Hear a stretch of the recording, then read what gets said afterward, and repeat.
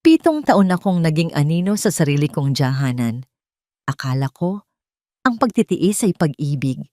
Pero sa isang gabi ng anibersaryo, sa harap ng mainit na sabaw na ibinuhos sa aking pagkatao, nalaman kong ang asawa ko at ang biyenan ko ay matagal na akong ipinagpalit. Hindi nila alam, ang babaeng minaliit nila ay may hawak na palakol, nagigiba sa kanilang marangyang mundo. Sino ang huling tatawa? Huwag kang mag-alala, Nes. Konting tiis na lang. Pirmahan lang ang kailangan ko sa kanya. At pagkatapos nyon, pwede na nating itapon ang boring na asawang yan sa kalsada. Wala naman siyang silbi kundi ang pera at ang kumpanyang ipinangalan ko sa kanya para makaiwas sa buwis. Ang tinig na yon ay kay Mark, ang lalaking pinangakuan ko ng habang buhay sa harap ng dambana 7 taon na ang nakalilipas. Ang bawat salita niya ay tila patalim na unti-unting humihiwa sa aking pandinig, nanunuot hanggang sa kaibuturan ng aking kaluluwa. Nakatayo ako sa dilim ng pasilyo. Tanging ang liwanag mula sa bahagyang nakabukas na pinto ng kanyang silid tanggapan ang tumatama sa aking paanan. Sa aking mga kamay ay dala ko ang isang mangkok ng mainit na sinigang na hipon, ang paborito niyang ulam na ipinagluto ko ng may buong pagmamahal para sa aming ika-7 anibersaryo. Maingat kong binalatan ng bawat hipon, tiniyak kong tama ang asim ng sabaw na saktong-sakto sa panlasa niya pagkatapos ng mahabang araw sa opisina. Ang usok ng sabaw ay humahalimuyak pa, isang amoy na dati ay simbolo ng tahanan at kalinga. Ngunit ngayon ay tila amoy ng isang mabulok na katotohanan. Nanginig ang aking mga daliri. Isang patak ng mainit na sabaw ang tumalsik sa aking hinlalaki. Ngunit hindi ko naramdaman ang hapdi ng paso. Mas matindi ang apoy na tumutupok sa loob ng aking dibdib. Ang porselana ng mangkok ay naging kasing bigat ng isang sako ng semento. Pakiramdam ko ay nawalan ng lakas ang aking mga tuhod. Tila ang bawat hibla ng aking kalamnan ay unti-unting naghihiwalay sa takot at pait. At ang nanay mo, Marco? Tanong ng isang malambing at mapanuring tinig kay Nes, ang batang sekretarya na madalas niyang ikwento na masipag daw magtrabaho. Papayag ba si Doña Consolacion? Isang mapait na tawa ang narinig ko mula sa loob at doon ko naramdaman ang ikalawang sipa ng tadhana. Mabuti naman, Marco. Ang boses ni Mama. Konsolasyon ang sumagot. Ang aking biyenan na itinuring kong sariling ina. Masyado nang nakakasawa ang mukha ng Nia na yan. Parang basahan na pinaglumaan ng panahon, laging amoy kusina at bawang. Mas bagay sa'yo si Nes, sosyal at marunong magdala ng pangalan natin. Bilisan mo na ang pagpapapirma sa mga papeles na yan para masimulan na nating linisin ang bahay na ito mula sa kanyang anino. Ang mga salitang iyon ay tila mga martilyo na dumudurog sa aking puso hanggang sa maging pinong alabok.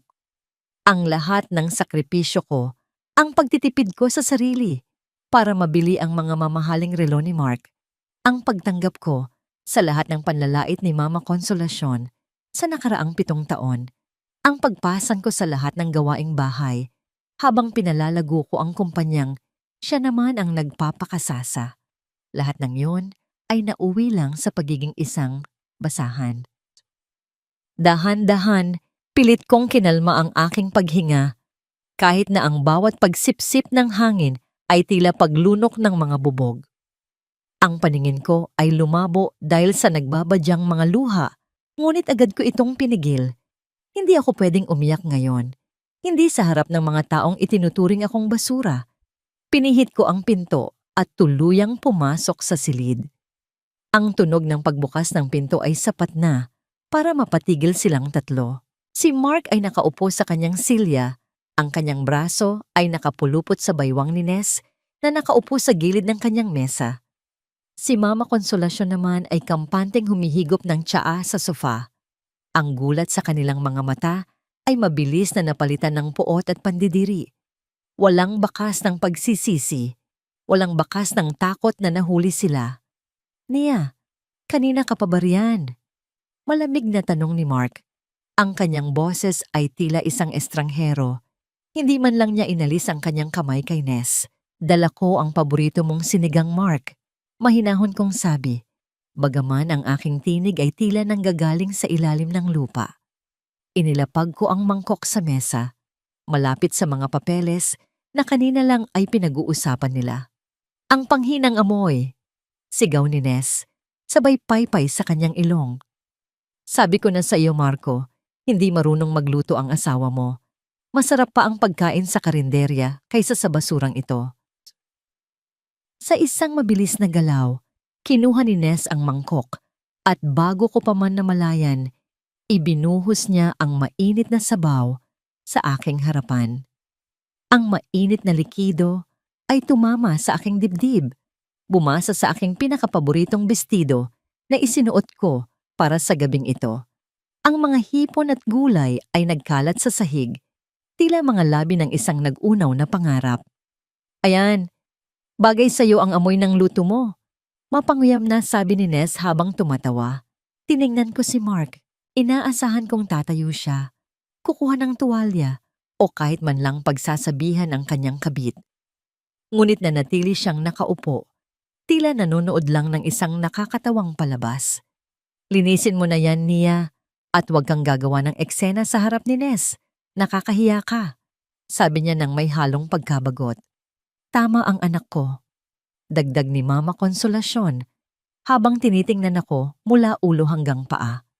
At bukas na bukas din, pirmahan mo ang mga dokumentong nasa mesa. Huwag mo nang hintayin, nakaladkarin ka namin palabas ng gate.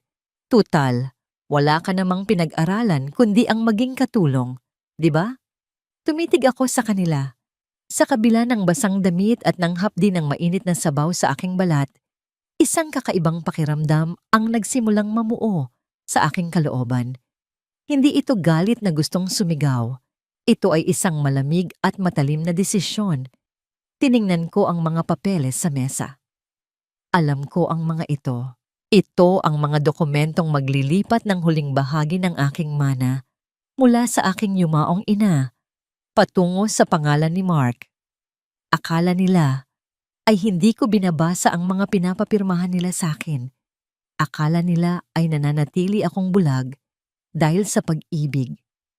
Ganito na lang ba? Pabulong kong tanong. Anong sabi mo? Singal ni Mark. Tiningnan ko siya ng diretso sa mga mata. Sa unang pagkakataon sa loob ng 7 taon, hindi ako yumuko. Sa dinami-dami ng bagyong sinuong ko para sa inyo, sa bawat patak ng pawis at dugo na ibinigay ko para itaguyod ang pamilyang ito. Ganito na lang ba ang halaga ko? Isang basahang itatapon, pagkatapos pakinabangan?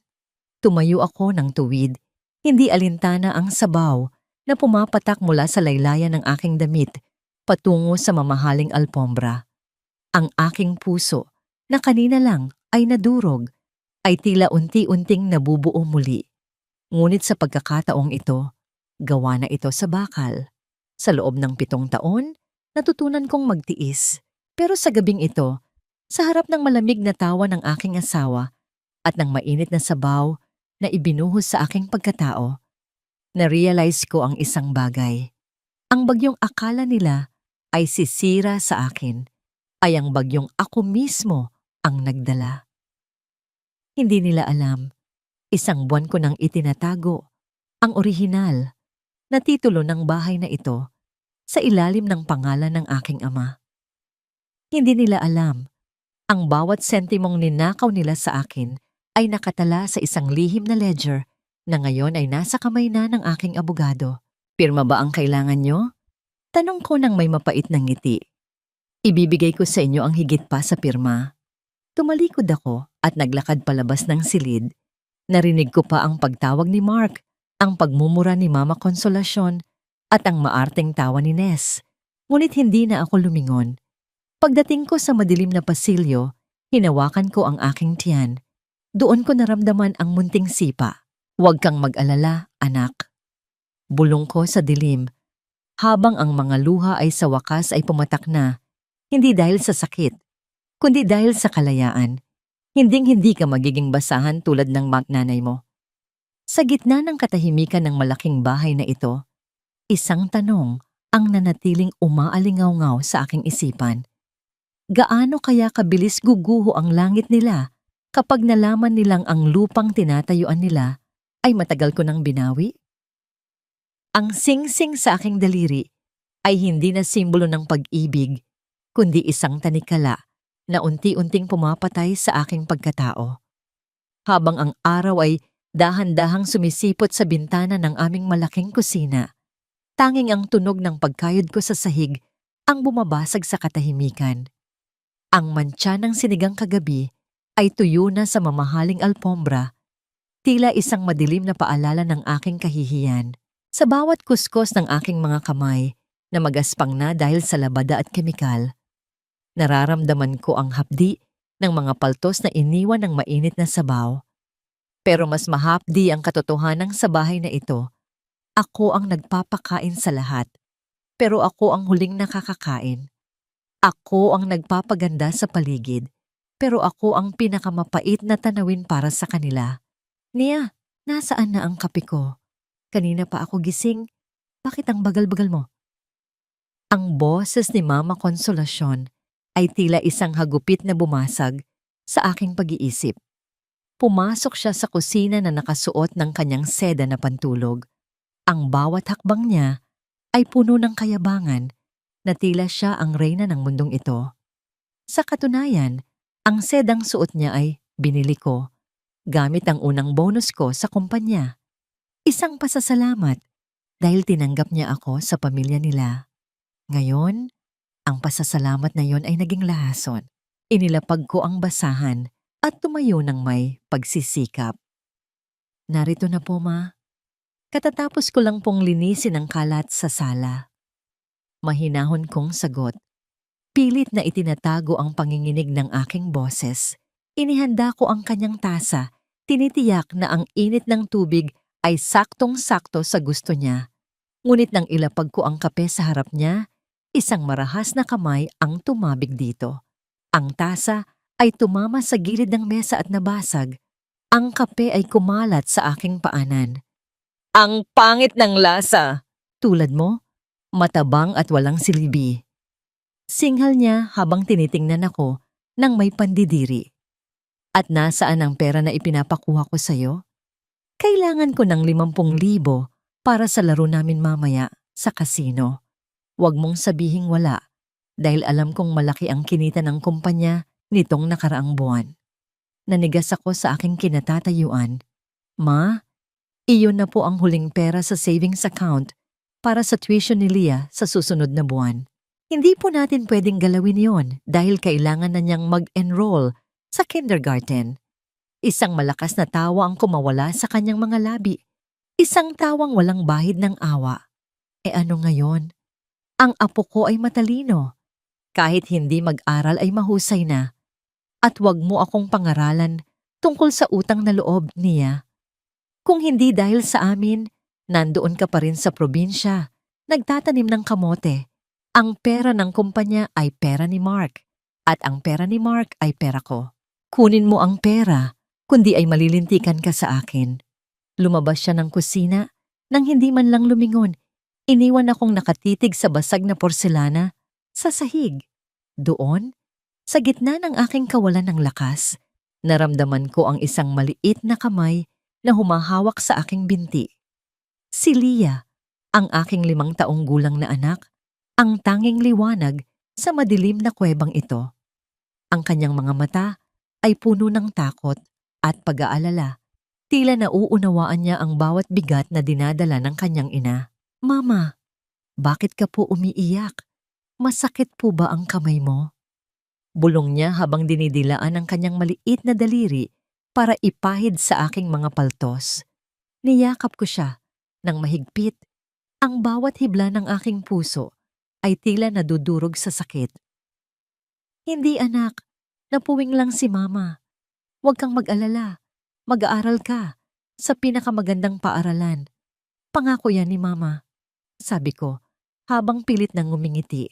Sa sandaling iyon, ang aking tiis o ang pagtitiis na kinagisnan nating mga Pilipino ay napalitan ng isang mapanganib na determinasyon. Hindi ko hahayaang maging biktima rin ang aking anak sa kasakiman ng pamilyang ito. Nang makaalis na si Mark para sa trabaho o marahil ay para makipagkita kay Ness, at nang umalis na rin si Mama Konsolasyon para sa kanyang pagsusugal, naiwan akong mag-isa sa bahay. Ito ang pagkakataon ko. Pumasok ako sa kanilang silid. Ang silid na dati ay itinuturing kong santuwaryo ng aming pagsasama. Ngunit ngayon ay tila isang kabaong ng aking mga pangarap. Nagsimula akong maglinis, isang gawaing inaasahan nila sa akin bilang martir na asawa. Ngunit sa likod ng bawat pag-aayos ng gamit, ang aking mga mata ay naghahanap. Sa likod ng malaking painting sa kanilang dingding, isang painting ng isang masayang pamilya na kami mismo ang nagpakomisyon, ay may nakatagong maliit na vault. Alam kong alam ni Mark ang code at akala niya ay wala akong pakialam. Pero 7 taon akong naging anino at ang mga anino ay nakakakita ng lahat. Maingat kong inilagay ang mga numero. Ang petsa ng kaarawan ni Leah, hindi gumana. Sinubukan ko ang aming anibersaryo. Hindi pa rin. Sa huling pagkakataon, sinubukan ko ang petsa kung kailan sila unang nagkita ni Ness base sa mga lumang resibo na nahanap ko sa kanyang bulsa. Narinig ko ang mahinang tunog ng pagpihit ng bakal. Bumukas ang pinto ng vault. Sa loob, walang pera, walang alahas. Sa halip, may isang makapal na album ng mga larawan. Dahan-dahan ko itong binuksan at doon, ang mundo ko ay tila tuluyang gumuho. Ang mga larawan ay hindi bago. Ang mga ito ay mula pa noong 5 taon na ang nakalilipas. Si Mark at si Ness magkayakap sa iba't ibang bansa. Sa mga hotel na akala ko ay pinupuntahan niya para sa business trips. May mga sulat din doon. Mga sulat na nagsasabing si Ness ang tunay niyang mahal at ako ay isa lamang investment para makuha ang tiwala ng aking ama at ang kanyang mga koneksyon sa gobyerno. 7 taon, bulong ko sa hangin, ang boses ko ay tila isang pagal na hininga. 7 taon akong naging instrumento para sa ambisyon mo. Nanginginig ang aking buong katawan habang binabasa ko ang isang partikular na dokumento sa ilalim ng album. Isang kontrata ng lihim na pagbebenta ng aming lupain sa probinsya, ang lupang iniwan sa akin ng aking ina. Ipinagbili niya ito nang wala akong kinalaman, gamit ang isang pekeng pirma. Hindi ko na mapigilan ang pagtulo ng aking mga luha, pero sa pagkakataong ito, wala nang tunog ang aking pagtangis. Ang bawat patak ay tila nagpapatigas sa aking kalooban. Ang lalaking pinagkatiwalaan ko ng aking buhay, ang pamilyang pinagsilbihan ko ng higit pa sa aking sarili, ay matagal na palang naghukay ng aking libingan. Isang malakas na kalabog mula sa ibaba ang nagpabalik sa aking diwa. Ang tunog ng sasakyan ni Mark. Maingat kong ibinalik ang lahat sa ayos, isinara ang vault, at ibinalik ang painting. Mabilis akong bumaba sa kusina at nagkunwaring nagluluto. Nang pumasok si Mark, hindi niya ako tiningnan. Dumiretso siya sa refrigerator at uminom ng tubig. Bakit ang dilim dito? At anong amoy ito?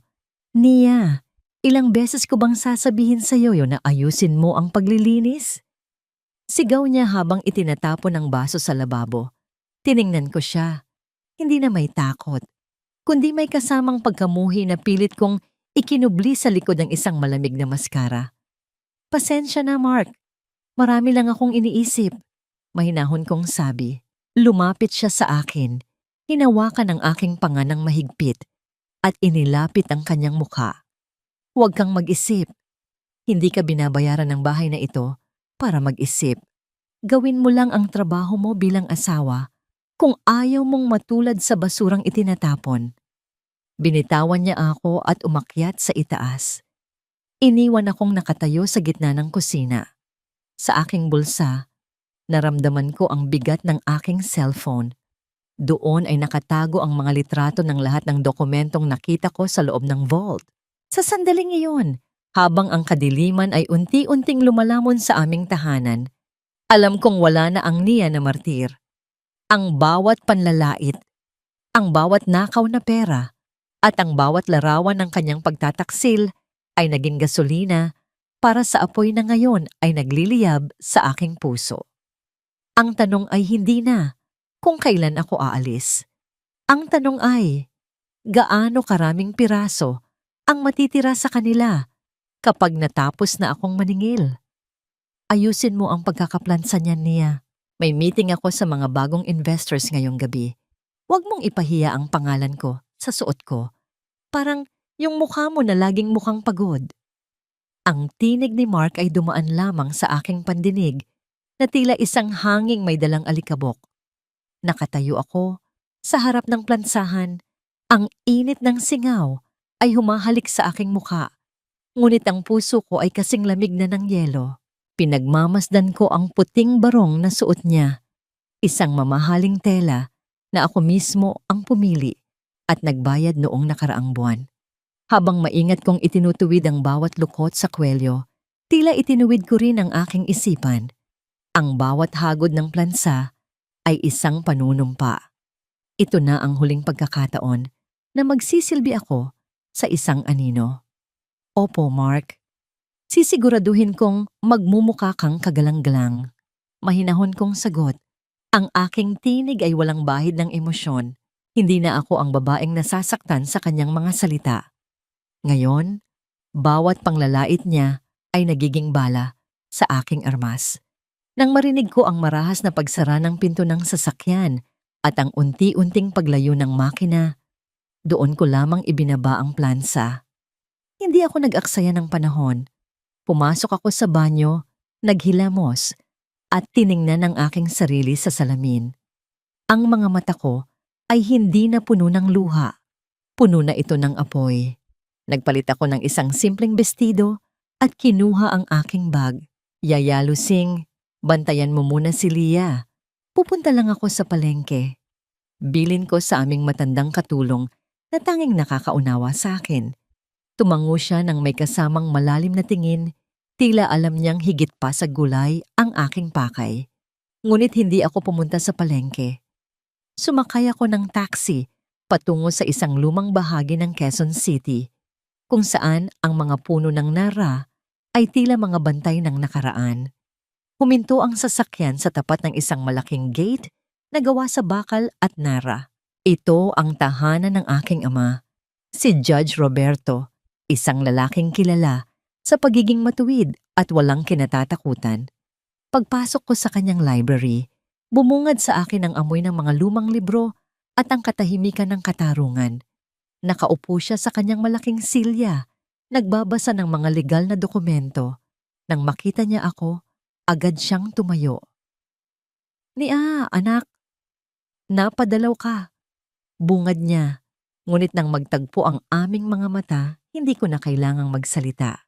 Lumapit ako sa kanya at niyakap ko siya nang mahigpit. Doon, sa bisig ng aking ama, naramdaman ko ang kaligtasang matagal nang ipinagkait sa akin ang sarili kong tahanan. Dad, tama ka po. Hindi na ito ang pamilyang pinangarap ko. Bulong ko habang pinipigilan ang aking paghikbi. Humiwalay siya sa akin at hinawakan ang aking mga balikat. Sinasabi ko na sa iyo, anak, ang isang mandaragit ay hindi magbabago ng kulay. Ngunit natutuwa ako dahil sa wakas, nagising ka na. Handa ka na ba? Tumango ako ng buong tatag.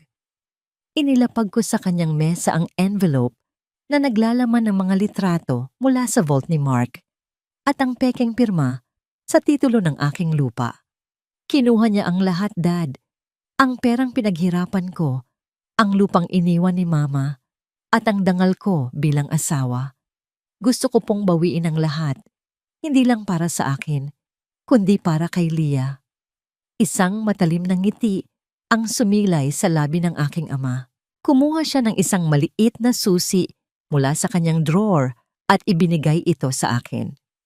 Ito ang susi sa isang safety deposit box sa bangko. Doon ko inilagay ang lahat ng ebidensya na tahimik kong kinokolekta mula nang mapansin kong Naglalabas ng malaking pondo ang kumpanya nyo sa mga ghost accounts. Nia, ang kumpanyang yon ay nakapangalan sa'yo sa legal na paraan bago mo pa siya pakasalan. Ang akala ni Mark ay na-transfer na niya ang ownership, pero nakalimutan niyang ako ang gumawa ng trust fund mo. Naramdaman ko ang mabilis na tibok ng aking puso. Sa loob ng 7 taon, akala ko ay wala akong laban. Akala ko ay hawak nila ang leeg ko. Dad, anong dapat kong gawin? Tanong ko. Maglaro ka sa kanilang laro niya. Mungkahi ng aking ama sa tono ng isang hukom. Hayaan mong isipin nilang panalo sila. Hayaan mong isipin ni Mark na tanga ka at bulag. Habang ginagawa nila iyon, unti-unti nating lilinisin ang mga accounts. Inayos ko na ang pakikipag-usap sa isang forensic accountant. Simulan mo nang ilipat ang mga investments na galing sa pera mo patungo sa isang bagong korporasyon na tayo ang may-ari. Huwag kang mag-iiwan ng bakas. Lumabas ako ng bahay ng aking ama na may dalang bagong lakas. Sa bawat hakbang ko pabalik sa aming bahay, nararamdaman ko ang bigat ng lihim na aking dala. Ngunit ito ay isang mabuting bigat, isang baluti, laban sa kanilang kasamaan. Pagbalik ko sa bahay, sinalubong ako ng isang nakakabinging katahimikan. Ngunit nang papunta na ako sa kusina, hinila ako ni Yaya Lusing sa isang sulok. Ang kanyang mukha ay maputla at ang kanyang mga kamay ay nanginginig. Nia anak, may narinig ako kanina habang wala ka. Bulong niya, ang boses ay puno ng takot. Ano yun, Yaya? Anong nangyari? Kabadong tanong ko. Narinig ko ang tawag ni Mark sa isang real estate broker. Nia, balak nilang ibenta ang bahay na ito sa susunod na buwan. Sabi ni Mark, ililipat daw kayo sa isang maliit na kondo, habang ang perang makukuha ay gagamitin niya para bilhan ng bagong mansyon si Ness sa Tagaytay. At Nia, ang masama pa roon, balak kanilang iwanan doon sa kondo at kunin si Leah para ipakilala kay Ness bilang tunay na ina. Tila tumigil ang pag-ikot ng mundo sa aking narinig. Ang hapdi sa aking dibdib ay napalitan ng isang matinding galit na tila bulkang mayo na handang sumabog. Kunin ang aking anak? Ipakilala sa ibang babae? Hindi na lang ito tungkol sa pera. Hindi na lang ito tungkol sa lupain. Ito ay tungkol sa kaluluwa ng aking anak. Salamat, Yaya, sabi ko, habang ang aking mga kamao ay nakakuyom ng mahigpit. Ang bawat kalamnan sa aking katawan ay nanigas sa determinasyon. Tumingala ako sa kisame ng bahay na ito, ang bahay na itinayo mula sa dugo at pawis ko. Ngunit ngayon ay ibinebenta na ng mga linta. Isang malamig na tawa ang kumawala sa aking mga labi. Isang tawa na hindi pa naririnig ni Mark o ni Mama Konsolasyon. Sige Mark, ibenta mo ang bahay. Ibenta mo ang lahat. Pero sisiguraduhin ko, bago pa man dumating ang susunod na buwan, ang tanging pag-aari mo na lang ay ang damit na suot mo. At ang kahihiyang hinding-hindi mo mabubura. Sa sandaling iyon, narinig ko ang tunog ng susi sa pinto. Dumating na si Mark. Mabilis kong ibinalik ang aking mukha sa dati nitong anyo. Ang mukha ng isang masunurin at tahimik na asawa. Ngunit sa ilalim ng maskarang yon, ang reyna ay handa ng itumba ang hari. Mama, nasaan po ang mga laruan ko? Bakit po sila kinuha ni Lola? Ang boses ni Leah ay tila isang maliit na kampanilya na bumasag sa katahimikan ng hapon. Pag-akyat ko sa ikalawang palapag, nadatnan ko ang aking anak na nakatayo sa labas ng kanyang kwarto. Ang kanyang mga mata ay puno ng luha at ang kanyang maliit na katawan ay nanginginig sa takot. Pagtingin ko sa loob, ang aking puso ay tila hinigpitan ng isang dambuhalang kamay. Ang silid ni Leah, ang silid na maingat kong pinalamutian ng mga pangarap at kulay rosas na kurtina ay wala ng laman. Ang kanyang kama ay tinanggal, ang kanyang mga kabinet ay bakante, at ang mga pader ay tila nagluluksa sa kawalan. Nia, Huwag kang tumayo lang dyan na parang tuod.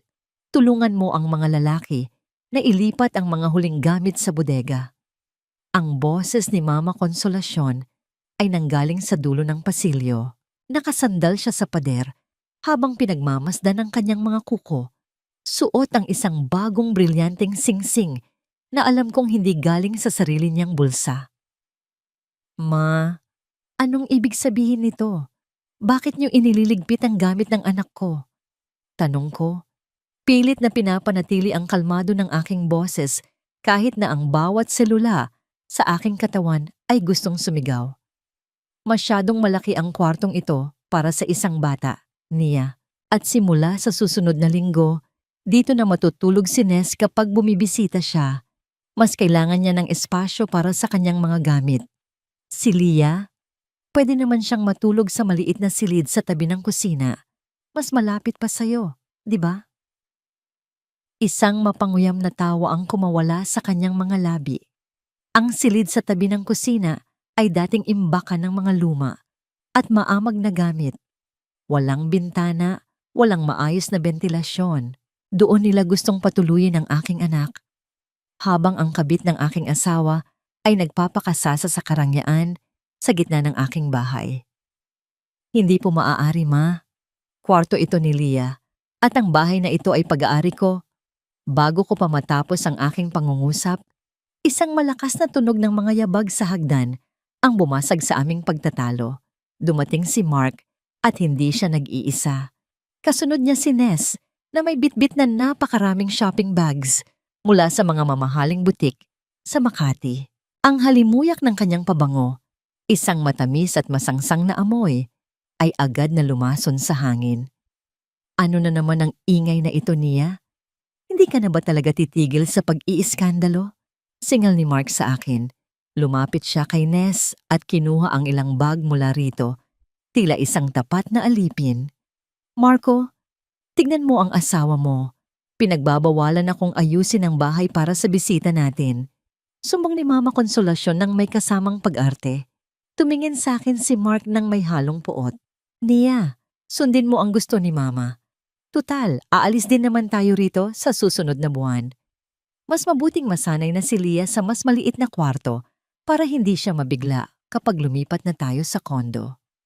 At heto, Nia, sabi ni Ness habang iniaabot sa akin ang isang maliit na paper bag. Binalhan kita ng simpleng duster. Masyadong luma na kasi ang mga suot mo. Baka mapagkamalan kang katulong ng mga kapitbahay kapag nakita ka nilang naglalaba. Narinig ko ang hagik-gik ni Mama Konsolasyon at ang walang pakialam na tingin ni Mark. Hinawakan ko ang paper bag, ramdam ang gaspang ng tela sa loob. Sa sandaling iyon, ang aking tiis ay hindi na lang isang pasanin. Ito ay naging isang malamig na apoy na unti-unting lumalamon sa lahat ng natitirang pag-ibig ko sa lalaking ito. Dinala ko si Leah sa kusina at ipinagluto siya ng hapunan. Habang pinagmamasdan ko siyang kumakain ng tahimik, ang bawat subo niya ay tila isang sumbat sa akin. Patawad, anak, bulong ko sa aking isipan. Kaunting panahon na lang. Nang malalim na ang gabi at ang lahat ay natutulog na, dahan-dahan akong pumasok sa silid tanggapan ni Mark. Alam ko kung saan niya inilalagay ang mga mahahalagang papeles kapag kakawilang niya mula sa labas. Doon, sa ibabaw ng kanyang mesa, ay nakita ko ang isang asul na folder. Nang buksan ko ito, ang aking mundo ay tila tuluyang gumuho sa ilalim ng aking mga paanan. Hindi lang ito plano ng pagbebenta ng bahay. Ito ay isang mortgage contract, isang kasunduan sa pautang gamit ang aking ancestral house sa probinsya bilang garantiya. Ang bahay na ito ay iniwan sa akin ng aking ina, ang tanging alaala ko sa kanya.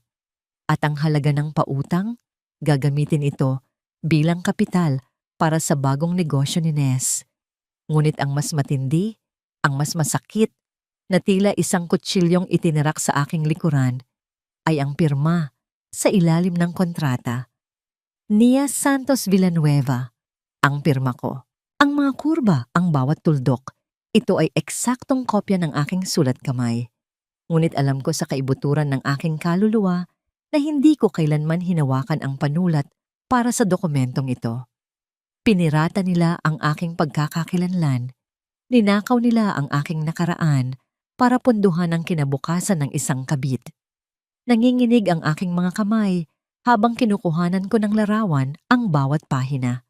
Ang bawat click ng aking cellphone ay tila isang pako sa kabaong ng aming kasal. Ganito pala ang plano nyo.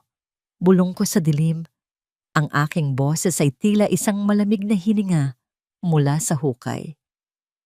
Hindi nyo lang ako gustong iwanan. Gusto nyo akong ubusin hanggang sa wala nang matira sa akin kundi ang aking pangalan. Isang tunog ng mahinang pagbukas ng pinto ang narinig ko mula sa likuran. Mabilis kong itinago ang cellphone at ibinalik ang folder. Ang anino ni Mark ay lumitaw sa pader, mahaba at madilim. "Nia, anong ginagawa mo rito sa dilim?" tanong niya. Ang kanyang boses ay puno ng hinala. Humarap ako sa kanya. Ang aking mukha ay isang blankong canvas ng kapayapaan na itinatago ang isang nagngangalit na bagyo. "Uminom lang ako ng tubig, Mark. Hindi ako makatulog dahil sa init sa kwarto sa tabi ng kusina." Tinitigan niya ako ng matagal, tila naghahanap ng anumang bitak sa aking maskara. "Matulog ka na. At wag mo nang pakialaman ang mga gamit ko kung ayaw mong masaktan." Pagbalik ko sa maliit at madilim na silid kung saan kami natutulog ni Leah, niyakap ko ang aking anak ng napakahigpit. Ang amoy ng amag at alikabok ay nanunuot sa aking ilong, ngunit hindi ko ito inalintana. Sa aking isipan, nakikita ko na ang mga susunod na hakbang. Ang bawat sentimong ninakaw nila ay magiging barya sa aking palad. Ang bawat luhang pumatak mula sa mga mata ni Leah ay magiging karagatan, nalulunod sa kanila. Ngunit may isang bagay na bumabagabag sa akin. Sa ilalim ng mortgage contract, nakita ko ang petsa ng huling bayad. Ito ay sa susunod na linggo. Kung hindi ako kikilos ng mabilis, mawawala ang huling alaala ng aking ina. At ang mas nakakatakot, nakita ko ang isang pangalan sa listahan ng mga testigo. Isang pangalang hindi ko inaasahan. Ang pangalan ng aking sariling kapatid. Ang pinakamasakit na sugat ay hindi galing sa kaaway, kundi sa sarili mong dugo. Habang nakatingin ako sa dokumentong may pangalan ni Benjo, ang aking nakababatang kapatid, tila ang bawat alaala ng aming paglaki ay naging mga piraso ng basong bubog na bumaon sa aking puso. Si Benjo, ang pinag-aral ko, ang binilhan ko ng unang sasakyan, ang laging kong pinagtatanggol kay Dad. Siya pa ang tumulong kay Mark para nakawan ako. Ngunit wala na akong luha para sa kanila. Ang bawat pagtataksil ay tila naging bakal na bumabalot sa aking kaluluwa. Madaling araw na nang dahan-dahan akong lumabas ng maliit na silid sa tabi ng kusina. Maingat ang bawat hakbang ko, iniiwasan ang bawat bahagi ng sahig na maaring lumikha ng tunog na gigising sa mga halimaw na natutulog sa itaas. Suot ko ang isang itim na jacket at sombrero, tila isang magnanakaw sa sarili kong pamamahay. "Nia, mag-iingat ka," bulong ni Yaya Lusing na naghihintay sa akin sa may pintuan ng likuran. Inabutan niya ako ng isang maliit na balot ng tinapay. "Huwag kang papatalo sa kanila." Tumango ako at mabilis na lumabas patungo sa kalsada kung saan naghihintay ang isang madilim na sasakyan. Hindi ito taxi. Ito ang sasakyan ni attorney Leandro, ang dati kong katuwang sa negosyo at ang pinakamatalik na kaibigan ni Dad. Pagpasok ko sa loob, sinalubong ako ng amoy ng mamahaling leather at ang lamig ng aircon. Isang mundong dati ay kinabibilangan ko bago ako naging bilanggo ng pamilya Villanueva. "Nia, kumusta ang lagay mo? Balita ko ay pinalayas ka sa sarili mong kwarto." Bungad ni Leandro, ang kanyang boses ay puno ng pag-alala, ngunit nananatiling propesyonal. Wala kaming malisya sa isa't isa. Ang tanging nagbibigkis sa amin ay ang hustisya at ang dating ningning ng aking kumpanya, ang Saffron Designs. "Ayos lang ako, Leandro. Mas mahalaga ang mga dokumentong hawak mo, direkta kong sabi. Inabot niya sa akin ang isang tablet. Narito na ang lahat. Noong nakaraang linggo, matagumpay nating na-freeze ang mga assets na galing sa iyong trust fund. Ang akala ni Mark ay ginagamit niya ang pera mo para sa bagong negosyo ni Ness, ngunit ang totoo, ang bawat transaksyon niya ay dumadaan sa isang decoy account na kontrolado natin. Sa madaling salita, Nia, nagtatapon lang siya ng pera sa isang butas na walang ilalim. Isang maliit na ngiti ang sumilay sa aking mga labi. Ito ang unang pagkakataon sa loob ng maraming taon na naramdaman ko ang control. At ang kumpanya? Ang Saffron Designs ay muling nakatayo sa ilalim ng bagong pangalan, Amaryllis Creations. Lahat ng iyong mga dating kliyente na nanatiling tapat sa iyo ay nailipat na natin ng tahimik. Mark is running a hollow shell niya. Ang kumpanyang hawak niya ngayon ay puro utang na lang. Nakahinga ako ng maluwag. Ang aking pagtitiis sa loob ng bahay na yon ay may patutunguhan. Ang bawat panlalait ni Mama Konsolasyon at ang bawat hapdi ng sinigang ni Ness ay may katapat na halaga. Kailangan nating magmadali, Leandro. Balak nilang ibenta ang ancestral house sa probinsya sa susunod na linggo at si Benjo, kailangan ko siyang makausap.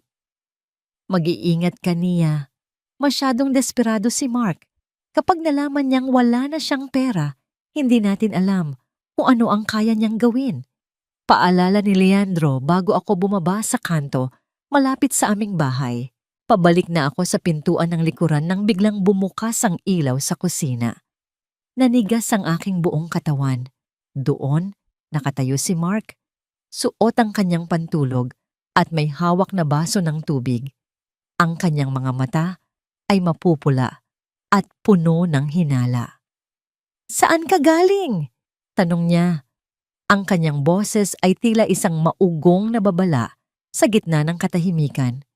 "Naglakad-lakad lang ako sa labas, Mark. Hindi ako makatulog dahil sa sikip ng kwarto." Pagsisinungaling ko, pilit na pinapakalma ang mabilis na tibok ng aking puso. Lumapit siya sa akin. Ang amoy ng alak ay nanunuot sa kanyang hininga. Bigla niyang hinablot ang aking bag. "Naglakad-lakad? Sa ganitong oras? At bakit may dala kang bag? Nia, wag mo akong gawing tanga." Hinalughog niya ang loob ng aking bag. Mabuti na lang at ang tablet at ang mga dokumento ay naitago ko na sa ilalim ng suot kong jacket. Ang tanging nakita niya ay ang balot ng tinapay na ibinigay ni Yaya Lusing. Inihagis niya ang bag sa sahig. "Ano ito? Pakikipagkita ba ito sa lalaki? Kaya ba ang lakas na ng loob mong sumagot-sagot sa amin dahil may bago ka ng kinakapitan?" Isang mapait na tawa ang kumawala sa aking mga labi. Ang irony ng kanyang bintang ay tila isang slapstick na komedya. Ang lalaking may kabit sa loob mismo ng aming bahay ay may gana pang mag-akusa sa akin ng pangangalo niya. Wala akong ibang lalaki, Mark. Ang tanging iniisip ko ay kung paano tayo mabubuhay sa susunod na buwan kung pati ang bahay na ito ay ibebenta mo. Sagot ko ng may halong pait. Bigla niyang hinawakan ang aking panga. Ang kanyang mga kuko ay bumaon sa aking balat. "Huwag mong pakialaman ang mga desisyon ko. At tandaan mo ito, Nia. Sa oras na malaman kong niloloko mo ako, hinding-hindi mo na makikita si Leah. Dadalhin ko siya sa ibang bansa at hinding-hindi mo na malalaman kung nasaan siya." Binitawan niya ako ng marahas at umakyat sa itaas. Iniwan akong nanginginig sa gitna ng kusina. Ang kanyang banta tungkol kay Leah ay tila isang kidlat na tumama sa aking kaisipan. Hindi lang pera ang nakataya rito. Ito ay isang digmaan para sa aking anak. Kinuha ko ang aking cellphone mula sa bulsa. May isang mensahe mula sa isang hindi kilalang numero. "Ate Nia, patawarin mo ako. Hindi ko gustong gawin to. Pero kailangan ko ng pera para sa utang ko sa sugal." Pinilit ako ni Mark. "Mag-ingat ka bukas sa dinner. May balak silang ipapirma sa iyo na hindi mo magugustuhan." "Benjo," nanginginig ang aking mga daliri habang binabasa ang mensahe. Ang aking sariling kapatid ay nagbababala na sa akin, ngunit huli na ba?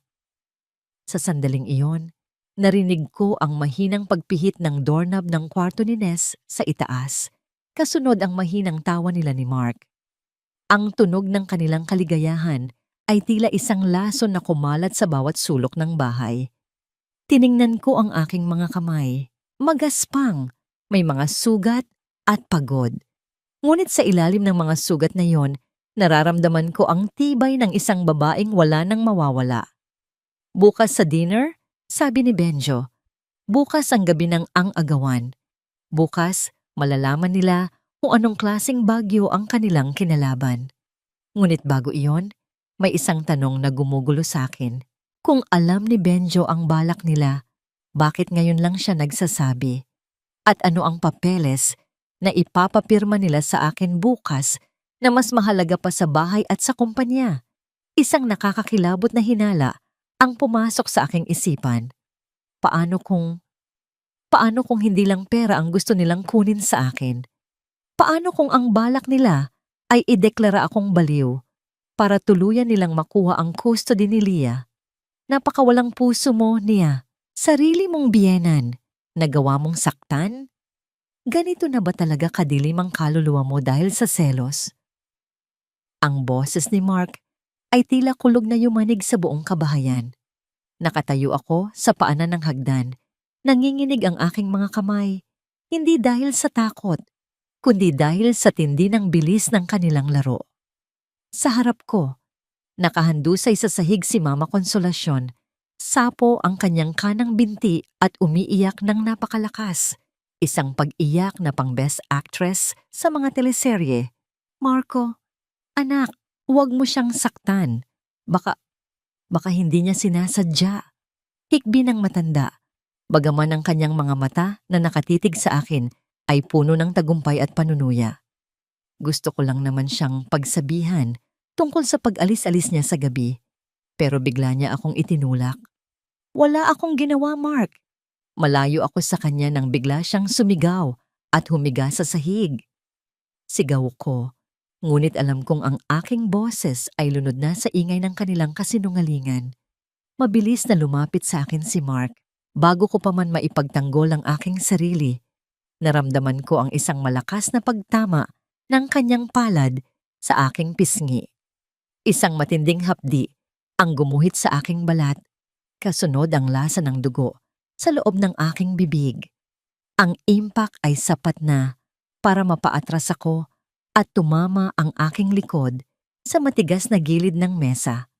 Walang tunog ng sampal, tanging ang malakas na pintig ng dugo sa aking pandinig at ang pagkapipi ng aking diwa sa gulat.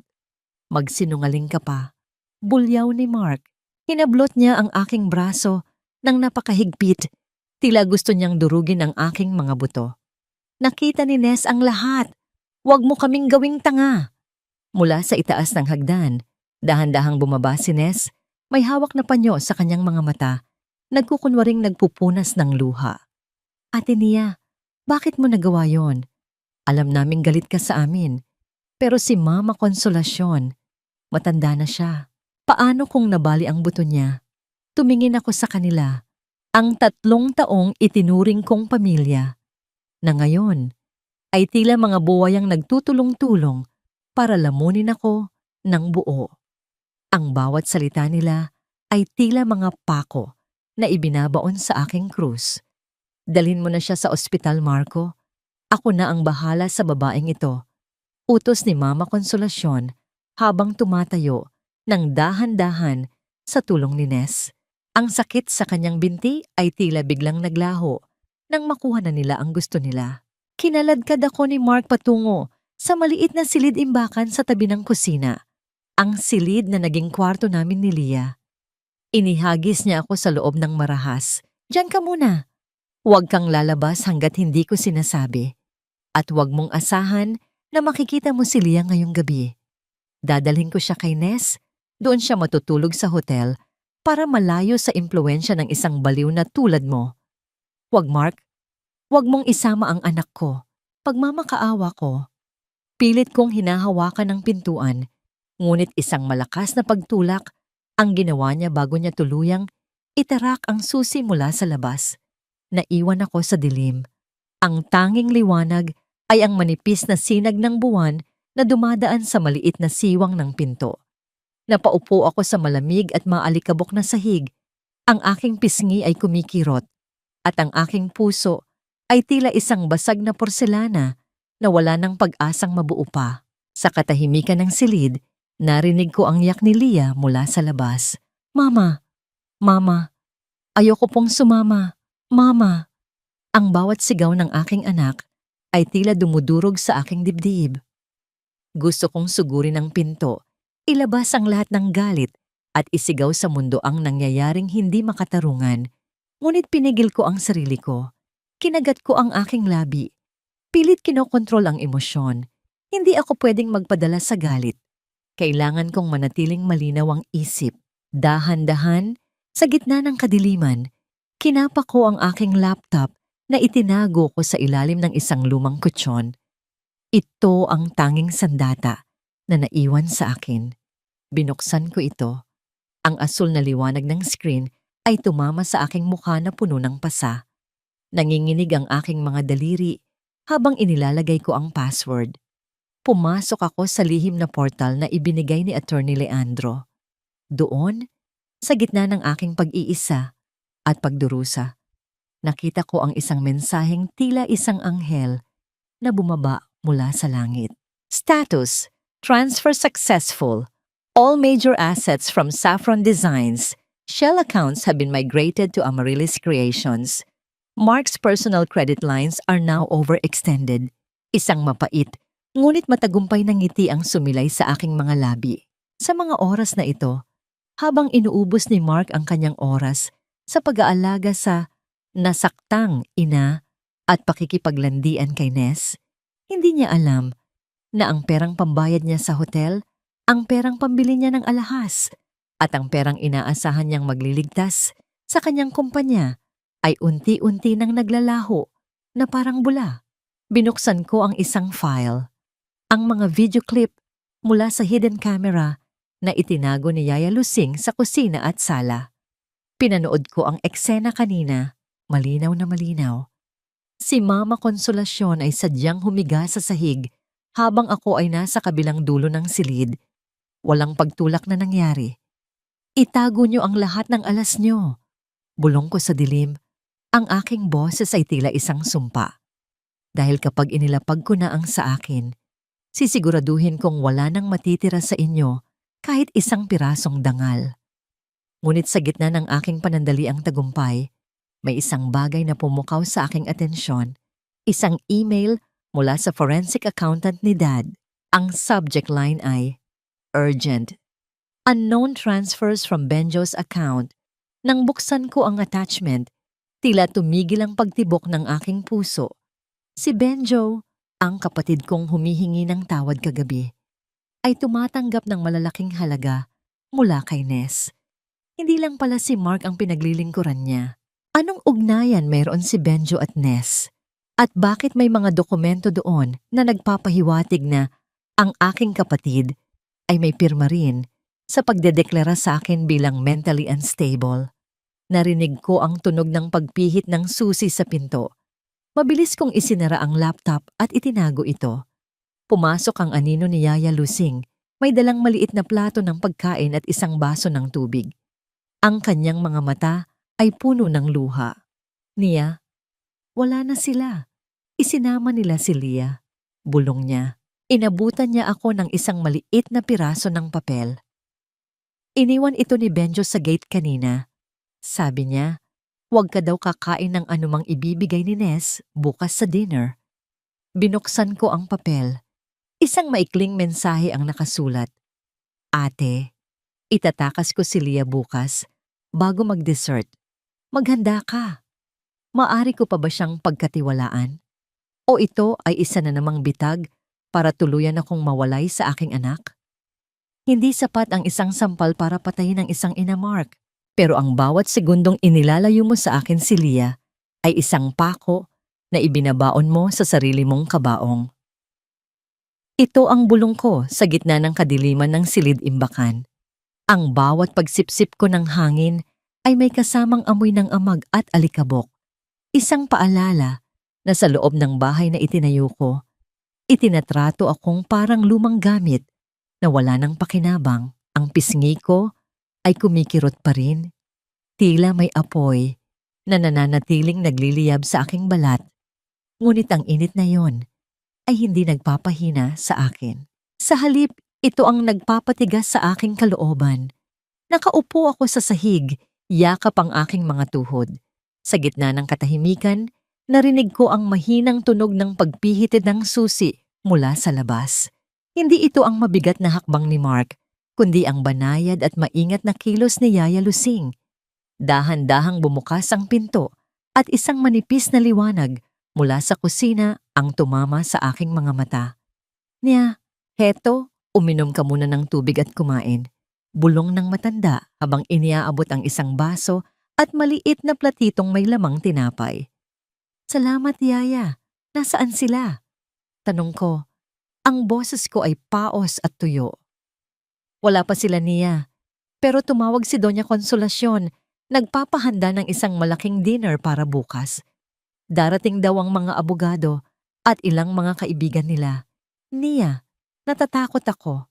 Narinig ko silang nag-uusap kanina tungkol sa pagpirma mo sa isang dokumento na magpapatunay na hindi ka na nasa tamang pag-iisip. Isang malamig na tawa ang kumawala sa aking mga labi. Baliw? Iyon na lang ba ang huling alas nila? Hinawakan ni Yaya Lusing ang aking kamay. Mag-ingat ka bukas. At ito, nahanap ko ito sa ilalim ng sofa sa sala kanina. Inilagay niya sa aking palad ang isang maliit na kulay rosas na hair clip. Ang hair clip ni Leah.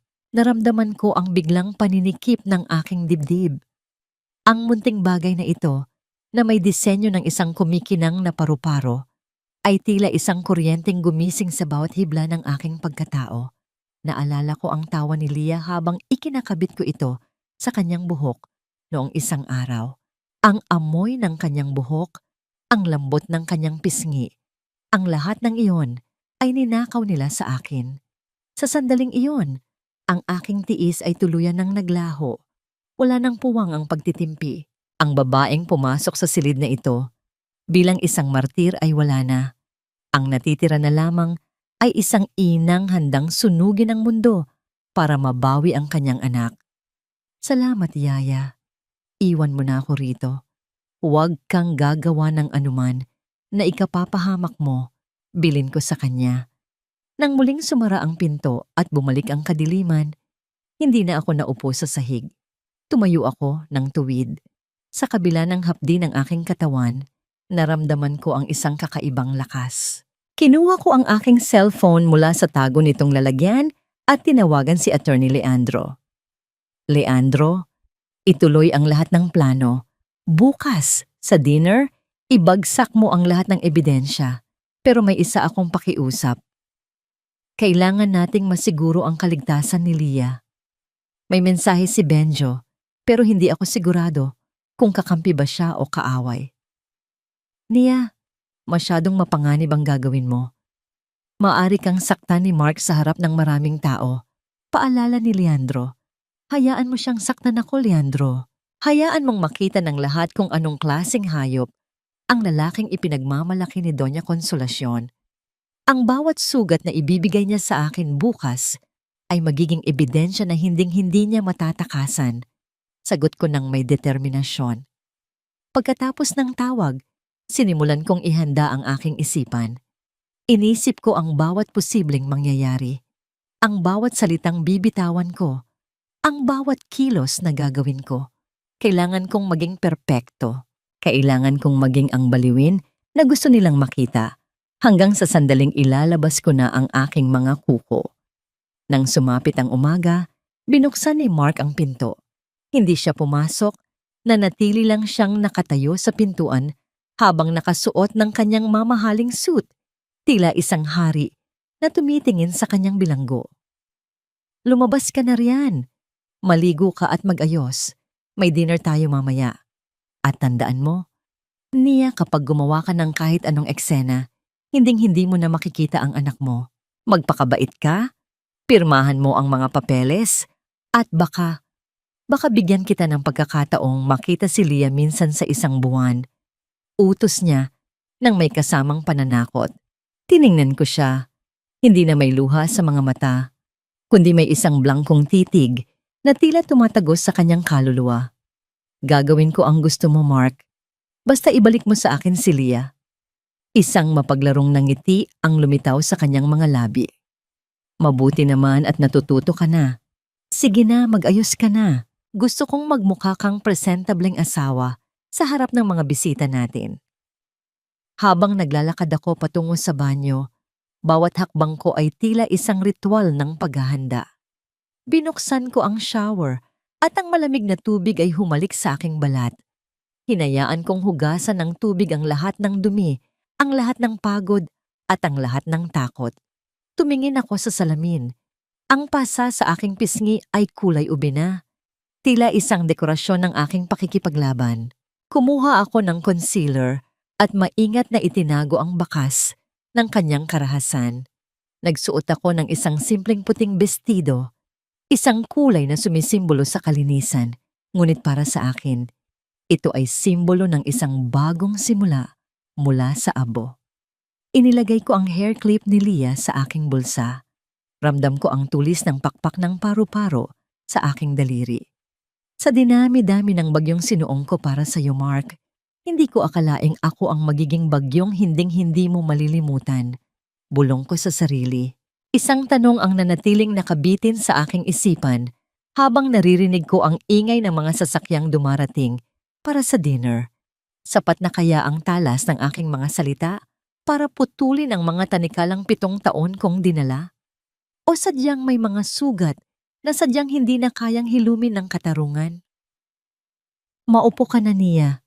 Tutal, baka ito na ang huling pagkakataon na makasalo ka sa mesang ito bago ka namin dalhin sa iyong nararapat na bakasyunan dahil sa iyong kondisyon. Ang boses ni Doña Consolacion ay tila isang malamyos na kanta na may dalang lason. Nakaupo siya sa kabisera, suot ang kanyang pinakamahal na mga hiyas, habang sa paligid ng mahabang mesa ay nakaupo ang ilang mga piling panauhin. Mga abogadong kaibigan ni Mark at isang doktor na alam kong binayaran nila para selyuhan ang aking kapalaran. Ang bawat kislap ng kristal na chandelier sa itaas ay tila mga matalas na mata na humuhusga sa aking bawat galaw. Nakatayo ako sa gilid, suot ang aking puting bestido na kanina ko papilit na pinapanatiling malinis. Sa aking mga kamay ay dala ko ang isang malaking mangkok ng mainit na sinigang, ang ulam na ako mismo ang nagpuyat na ihanda. Ang bawat hiwa ng gulay, ang tamang balanse ng asim, at ang lambot ng karne ay bunga ng aking pagsisikap na maging isang mabuting asawa hanggang sa huling sandali. Ang amoy ng sampalok ay humahalimuyak sa buong silid, isang pamilyar na amoy na dapat sana ay nagbibigay ng ginhawa. Ngunit ngayon ay tila amoy ng isang nagbabadyang trahedya. Narinig niyo naman si Mama. Nia, umupo ka na. Huwag mo kaming hiyain sa harap ng mga bisita, sabi ni Mark nang hindi man lang tumitingin sa akin. Katabi niya si Ness na nakasuot ng isang pulang bestido na tila nagniningning sa ilalim ng ilaw. Ang bawat haplos ni Ness sa braso ni Mark ay tila isang sampal sa aking dangal, ngunit nanatili akong tahimik. Dahan-dahan kong inilapag ang mangkok ng sinigang sa gitna ng mesa. Ang tunog ng porselana sa ibabaw ng matigas na kahoy ay tila isang batingaw na hudyat ng simula ng huling yugto. Habang inaayos ko ang sandok, naramdaman ko ang malamig na titig ni Ness. Ate Nia, mukhang masyadong mainit ang sabaw na ito, tulad ng ulo mo nitong mga nakaraang araw. Simula ni Ness nang may mapanguyam ng ngiti.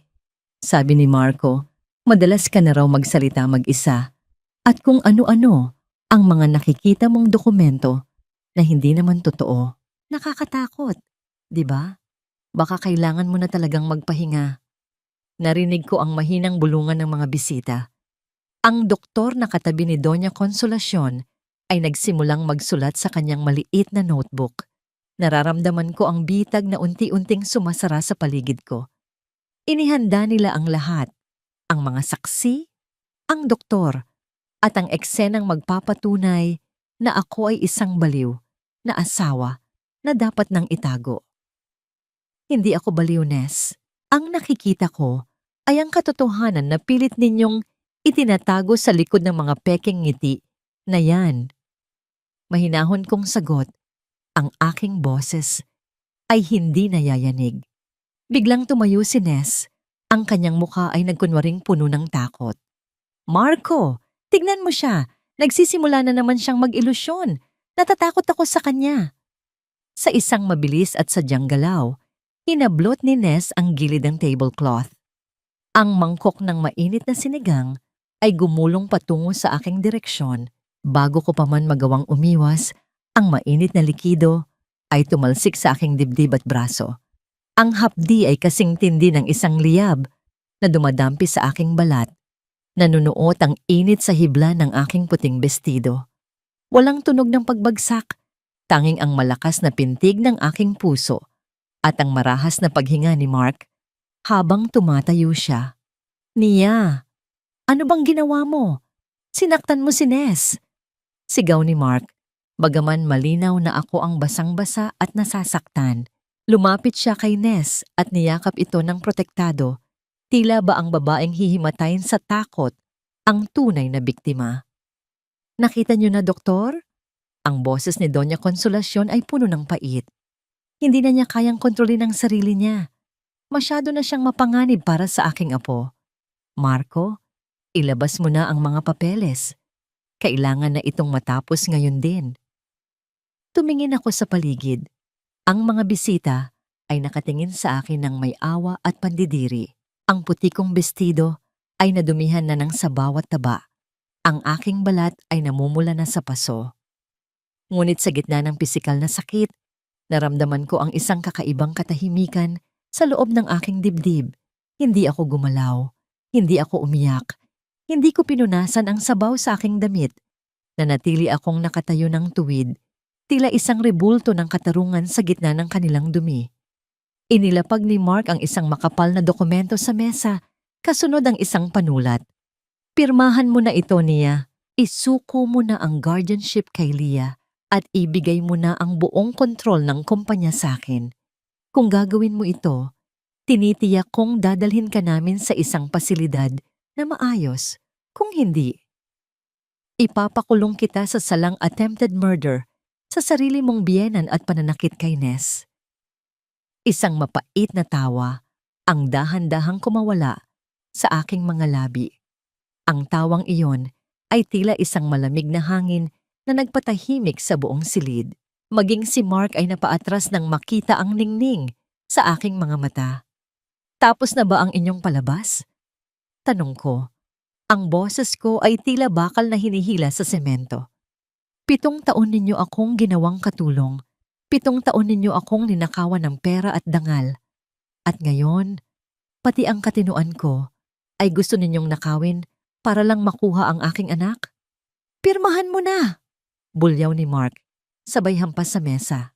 Dahan-dahan kong kinuha ang panulat. Ngunit sa halip na sa dokumento, inilagay ko ito sa aking bulsa. Hinawakan ko ang hair clip ni Leah na naroon pa rin. Ramdam ang tulis ng paru-paro sa aking palad. Mark, Doña Consolacion, Ness, sa tingin niyo ba ay papasok ako sa digmaang ito nang walang dalang baluti? Tanong ko habang dahan-dahang naglalakad paikot sa mesa. Ang akala niyo ay sinigang lang ang inihanda ko para sa gabing ito. Hindi niyo alam. Ang bawat salitang binitawan niyo kanina, ang bawat pagsisinungaling niyo sa harap ng mga bisitang ito, ay nakatala na. Itinuro ko ang maliit na brooch na suot ko sa aking dibdib. Isang simpleng dekorasyon na kanina pa kumukutitap ng maliit na pulang ilaw. Everything is being live-streamed, Mark. Hindi lang sa mga pulis, kundi sa lahat ng mga investors na kanina niyo pa hinihintay na dumating. Sabi ko nang may kasamang nangiting tagumpay. Biglang bumukas ang malaking pinto ng dining hall, ngunit hindi ang mga investors ang pumasok. Ang bawat yabag ng sapatos sa matigas na sahig ay tila isang hatol ng kamatayan para sa kanilang ambisyon. Ang pumasok ay ang aking ama, si Judge Roberto, kasama ang 2 opisyal ng National Bureau of Investigation. Sa kanyang mukha ay mababasa ang puot ng isang amang nakakita sa kanyang anak na sinasaktan at ang awtoridad ng isang batas na hindi nababayaran. Sino ang nagsabi na ang anak ko ay walang katinuan? Ang boses ni Dad ay dumagundong sa buong silid, tila isang hatol na walang pag-aalinlangan. Naramdaman ko ang biglang pagbitaw ni Mark sa braso ni Ness. Ang mukha ni Doña Consolacion ay naging kasing puti ng papel. At si Ness, unti-unti siyang napaupo sa sahig. Ang kanyang pulang bestido ay tila naging simbolo ng kanyang sariling pagkatalo. Tumingin ako kay Mark, ang mga mata ko ay puno ng isang mapait na tagumpay. Sinabi ko na sa'yo, Mark, sa dinami-dami ng bagyong sinuong ko para sa'yo, bakit hindi mo naisip na baka ako mismo ang bagyong lulunod sa'yo? Ngunit sa gitna ng tagumpay na ito, isang masakit na realidad ang sumampal sa akin. Tumingin ako sa paligid at napansin ko ang isang bagay na wala roon. Nasaan si Leah? Tanong ko. Ang boses ko ay nagsisimulang manginig sa takot. Benjo, nasaan ang anak ko? Tumingin ako sa dulo ng silid kung saan dapat naroon ang aking kapatid. Ngunit tanging isang bukas na bintana at ang malamig na hangin ng gabi ang sumalubong sa akin. Ang tanong na nagpabagsak sa aking tuhod sa gitna ng tagumpay ay, sino nga ba ang tunay na nagligtas sa aking anak at sino ang gagamit sa kanya para sa huling hirit ng kasamaan? Hindi mo pwedeng gawin sa akin to, Nia. Akin ang kumpanya. Akin ang lahat. Isa kang baliw na asawa, walang maniniwala sa'yo. Ang sigaw ni Mark ay tila isang desperadong alulong ng isang hayop na nasuklol sa sulok.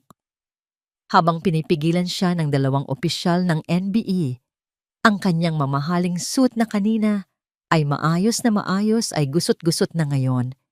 Tila sumasalamin sa kanyang unti-unting gumuguhong mundo. Ang bawat salita niya ay punong-puno ng puot, ngunit sa pagkakataong ito, wala ng takot na nanunuot sa aking sistema.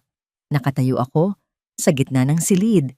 Ang aking puting bestido ay basang-basa pa rin ng malagkit na sabaw ng sinigang. Ang hapdi sa aking braso ay tila isang paalala ng bawat pasakit na tinanggap ko sa loob ng 7 taon. Ngunit mas matindi ang lamig na nararamdaman ko sa aking dibdib habang nakatingin ako sa bakanteng upuan ni Leah. Inihanda ko ang kanyang paboritong maliit na mangkok, may disenyo ng mga bituin na puno ng mainit na kanin. Ngunit ang mangkok na iyon ay nananatiling puno, tila naghihintay sa isang batang hindi na dumating sa hapunan. Sapat na, Mark. Ang boses ni Dad ay tila isang hatol na nagpatahimik sa buong bulwagan. Lumapit siya sa akin at inilagay ang kanyang Amerikana sa aking mga balikat. Ang init niyon ay tila isang baluti laban sa panginginig ng aking katawan.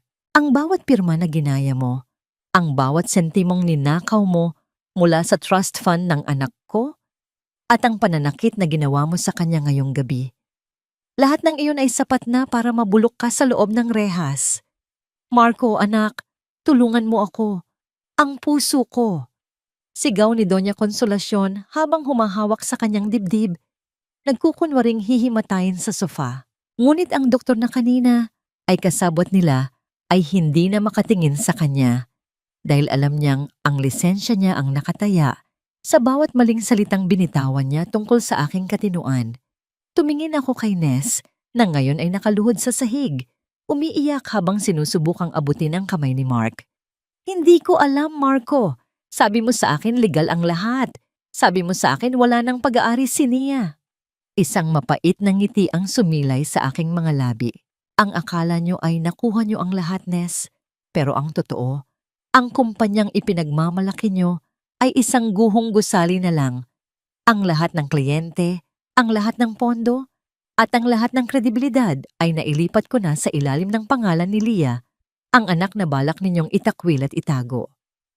Nasaan ang apo ko, Konsolasyon? Tanong ni Dad. Ang kanyang boses ay may halong babala na hindi dapat baliwalain. Nasaan si Lia? Wala sa akin ang bata. Isinama siya ni Benjo. Sigaw ni Doña Konsolasyon.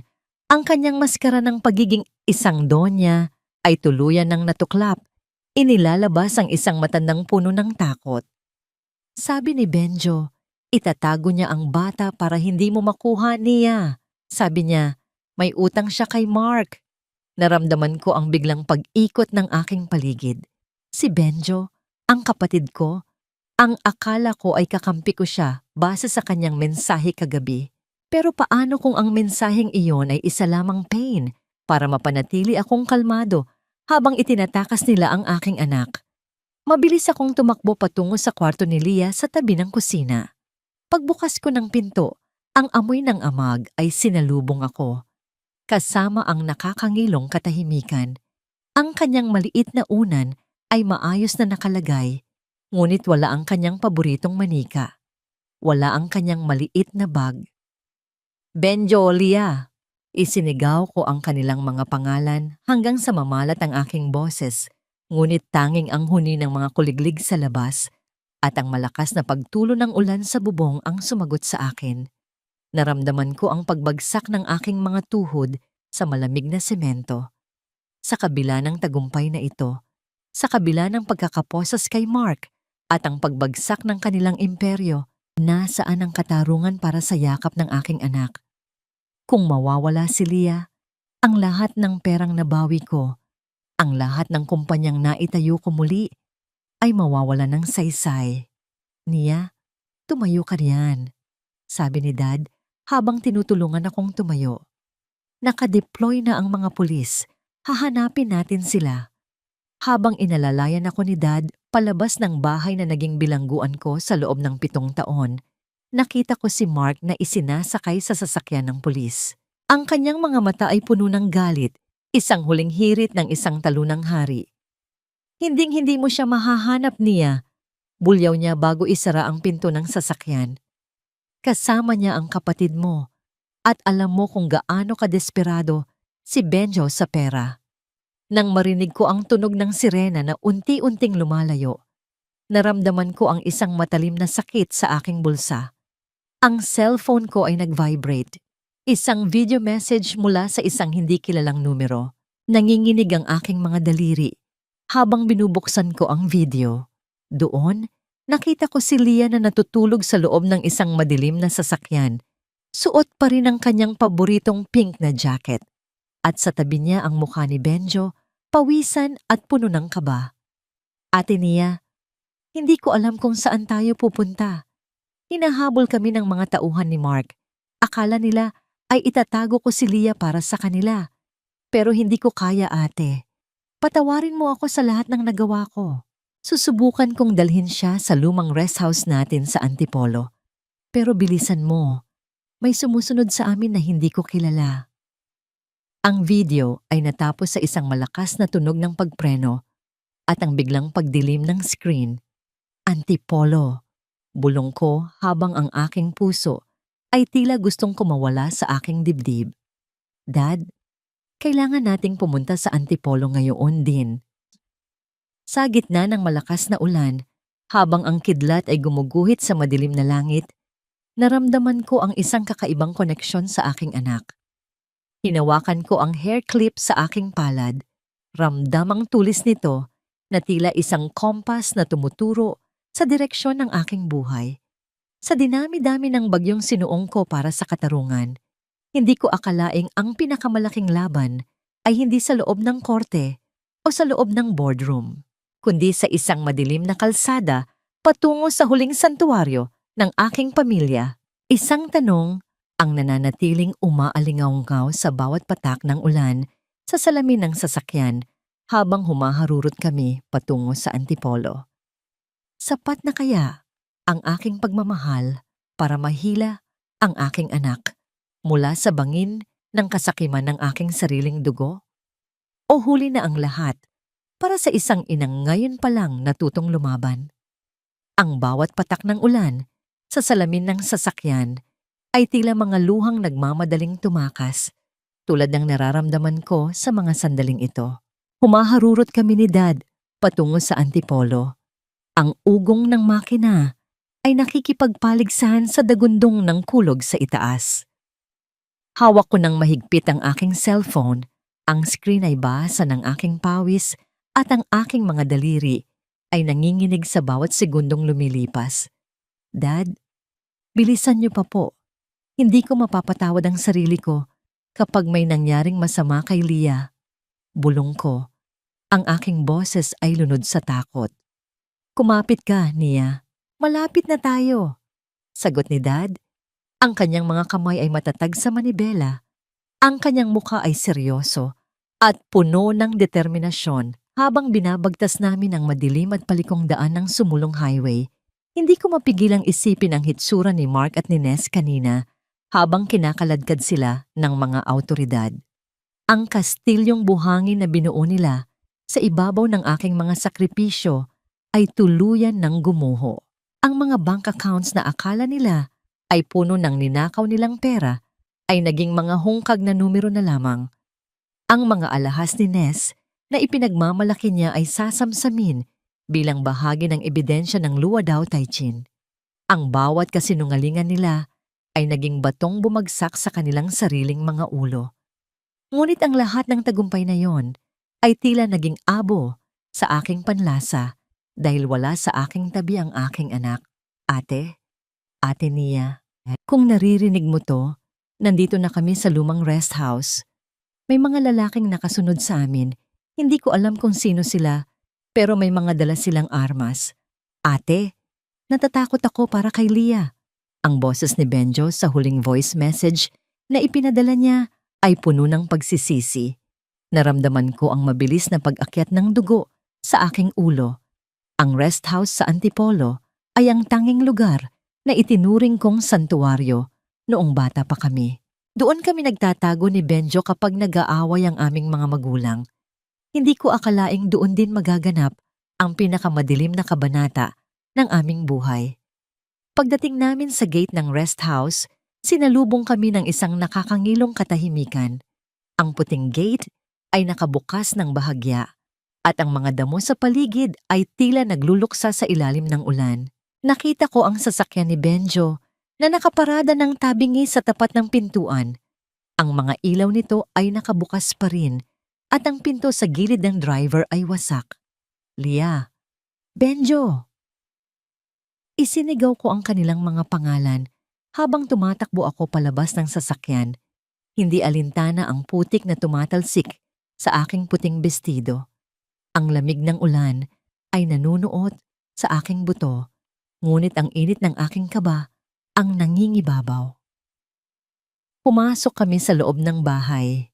Ang amoy ng lumang kahoy at alikabok ay lalong tumapang. Sa gitna ng sala, nakita ko ang isang pamilyar na bagay na nagpabagsak sa aking puso. Ang pink na jacket ni Leah, nakahandusay ito sa sahig, may mantsa ng putik at punit ang isang manggas. Hindi maaari, bulong ko habang kinukuha ang jacket. Niyakap ko ito ng mahigpit, tila sinusubukang maramdaman ang init ng aking anak sa telang yon. Nia, tumingin ka rito. Tawag ni Dad mula sa itaas ng hagdan. Mabilis akong umakyat at doon, sa dulo ng pasilyo, nakita ko si Benjo. Nakasandal siya sa pader, sapo ang kanyang balikat na dinadaluyan ng dugo. Ang kanyang mukha ay maputla at ang kanyang mga mata ay puno ng luha nang makita niya ako. Ate, patawarin mo ako. Kinuha nila siya. Ang mga tauhan ni Mark, ang mga tauhan na hindi mo kilala. Sabi nila, kung hindi raw ibabalik ang pera, hindi na natin makikita si Leah. Hirap na sabi ni Benjo. Nasaan sila, Benjo? Saan nila dinala ang anak ko? Tanong ko habang niyayanig ko ang kanyang mga balikat. Doon, sa lumang imbakan ng troso sa ibaba ng bangin. Ate, mag-iingat ka. Marami sila. Babala ni Benjo bago siya tuluyang nawalan ng malay sa bisig ni Dad. Iniwan ko sila roon at tumakbo ako palabas. Ang ulan ay naging isang malakas na dilubyo. Tila nakikisimpatya sa aking pagdurusa. Tinunton ko ang maputik na landas patungo sa imbakan ng troso. Ang bawat hakbang ko ay puno ng panganib. Ngunit ang imahe ng takot na mukha ni Leah ang nagbibigay sa akin ng lakas na hindi ko akalaing taglay ko. Nang makarating ako sa imbakan, nakita ko ang isang itim na van. 2 lalaki ang nakatayo sa labas, may hawak na mga baril, at sa loob ng van, narinig ko ang mahinang iyak ng aking anak. "Mama! Mama!" Ang sigaw na yon ay tila isang kidlat na tumama sa aking puso. Hindi ko na inisip ang aking kaligtasan. Kinuha ko ang isang matigas na sanga ng puno sa lupa at dahan-dahan akong lumapit sa likuran ng van. Ang kaba sa aking dibdib ay tila isang tambol na naghuhudyat ng digmaan. Sa sandaling iyon, naramdaman ko ang tulis ng hairclip ni Leah sa aking bulsa. Hinawakan ko ito ng mahigpit hanggang sa bumaon ang dulo nito sa aking palad. Ang hapdi ay naging paalala. Hindi ako papayag na ang huling alaala ni Leah sa mundong ito ay ang takot. Habang ang isa sa mga lalaki ay lumingon sa aking direksyon, itinaas ko ang sanga at buong lakas ko itong inihampas sa kanyang ulo. Ang tunog ng pagtama ng kahoy sa bungo ay bumasag sa katahimikan ng gabi. Ngunit bago ko pa man magawang lapitan ng van, ang isa pang lalaki ay itinutok ang kanyang baril sa akin. "Huwag kang gagalaw, Nia Santos. Ibigay mo sa amin ang code ng Amaryllis Creations o dito na magtatapos ang buhay niyo ng anak mo." Sigaw niya. Ang kanyang mga mata ay nanlilisik sa kasakiman. Tumingin ako sa kanya. Ang aking mukha ay basa ng ulan at luha. Ngunit ang aking titig ay hindi nayayanig. Wala na ang pera, wala na ang kumpanya. Ang tanging matitira sa inyo ay ang impyernong inihanda ko para sa inyo. Isang putok ang umalingaw-ngaw sa kagubatan, bumasag sa katahimikan ng ulan. Ngunit hindi ako ang natamaan. Ang tanong na nag-iwan sa akin sa gitna ng putikan at takot ay, sino ang nagpakawala ng balang iyon? At sapat na ba ang dugong dumanak para tuluyang matapos ang sumpa ng pamilya Villanueva? "Mama! Mama!" Ang bawat sigaw ni Leah ay tila isang pako na humihiwa sa aking kaluluwa. Ngunit ang putok ng baril na umalingaw-ngaw sa gitna ng malakas na ulan ay nagpatigil sa tibok ng aking mundo. Nanigas ako sa aking kinatatayuan, hinihintay ang hapdi ng bala, hinihintay ang dilim. Ngunit sa halip na sakit, ang nakita ko ay ang dahan-dahang pagbagsak ng lalaking may hawak ng baril. Ang kanyang sandata ay tumalsik sa putikan at ang kanyang huling hirit ng kasakiman ay napalitan ng isang ungol ng sakit habang hawak niya ang kanyang balikat. Mula sa likuran ng mga punong kahoy, lumitaw ang mga anino ng mga operatiba ng NBE. Kasunod ang aking ama na may hawak na flashlight. Ang liwanag nito ay tumama sa aking mukha. Tila isang banal na sinag na nagtatapos sa mahabang gabi ng aking pagdurusa. Hindi na ako nag-aksaya ng panahon. Tumakbo ako patungo sa van. Ang aking mga paa ay lumulubog sa malagkit na putik. Ang bawat hakbang ay puno ng desperasyon. Binuksan ko ang pinto ng van nang may marahas na lakas na tila ba ang bakal ay gawa lamang sa papel. Doon, sa sulok ng madilim na sasakyan, nakita ko si Leah, ang aking munting paru-paro, nanginginig sa takot. Ang kanyang mga mata ay kasing laki ng mga barya sa gulat. "Leah, anak ko!" Ang aking boses ay isang pagsabog ng emosyon, isang kombinasyon ng hagulgol at pasasalamat. Niyakap ko siya ng napakahigpit. Isiniksik ko ang kanyang maliit na katawan sa aking dibdib kahit na basang-basa ako ng ulan at putik. Ang init ng kanyang balat ay tila isang gamot na nagpahilom sa bawat sugat na ibinigay sa akin ni Mark. Sa sandaling iyon, ang tunog ng ulan, ang ingay ng mga pulis, at ang lahat ng sakit ng nakaraan ay naglaho. Tanging ang pintig ng puso ng aking anak ang narinig ko. Mama, huwag mo na po akong iiwan. Natatakot po ako. Bulong ni Leah habang sob ang kanyang mukha sa aking leeg. Hinding-hindi na anak. Pangako. Tapos na ang bagyo. Sagot ko habang hinahalikan ang kanyang noo.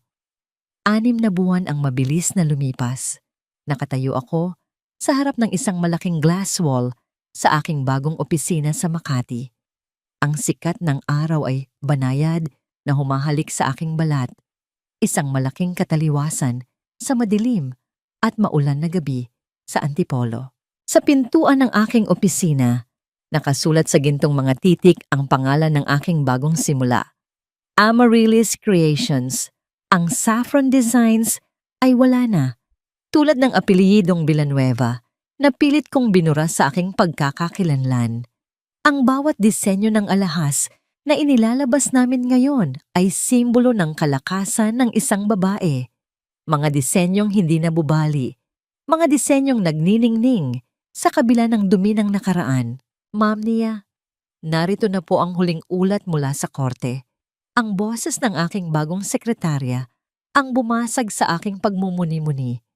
Inabot ko ang folder at binasa ang mga balitang matagal ko nang hinihintay. Si Mark ay nahatulan ng 12 taon na pagkakakulong dahil sa estafa at falsification of documents. Ang hiling niyang custody para kay Leah ay tuluyang ibinasura ng korte. Si Ness naman ay nahaharap sa patong-patong na kaso ng pakikipagsabwatan at ngayon ay nagtatago sa probinsya, baon sa utang at kahihiyan. At si Doña Consolacion, ang kanilang mansyon ay nailit na ng bangko. Nabalitaan ko na lamang na nakatira na siya sa isang maliit na paupahan, malayo sa karangyaang dati niyang ipinagmamalaki habang nanlalait ng ibang tao. Napaupo ako sa aking silya, ang bawat hininga ko ay puno ng kalayaan. Hindi ko na kailangang magbilang ng barya para sa gamot ni Leah. Hindi ko na kailangang manginig sa takot kapag bumukas ang pinto ng bahay. Ang tagumpay ko ay hindi lang dahil sa pera, kundi dahil sa kapayapaang nahanap ko sa aking sarili. Ngunit may isang bagay na nananatiling mantsa sa aking puso. Si Benjo. Bagaman nakatulong siya sa pagliligtas kay Leah, kailangan pa rin niyang harapin ang mga kasalanang nagawa niya dahil sa sugal. Kasalukuyan siyang nasa ilalim ng probation at nagtatrabaho bilang driver sa kumpanya ni Dad para bayaran ang kanyang mga utang. Isang hapon, habang sinusundo ko si Leah sa kanyang bagong paaralan, nakita ko ang isang pamilyar na anino sa labas ng gate. Isang lalaking nakasuot ng kupas na t-shirt. Ang kanyang buhok ay gulo-gulo at ang kanyang mukha ay puno ng lumbay. Si Mark.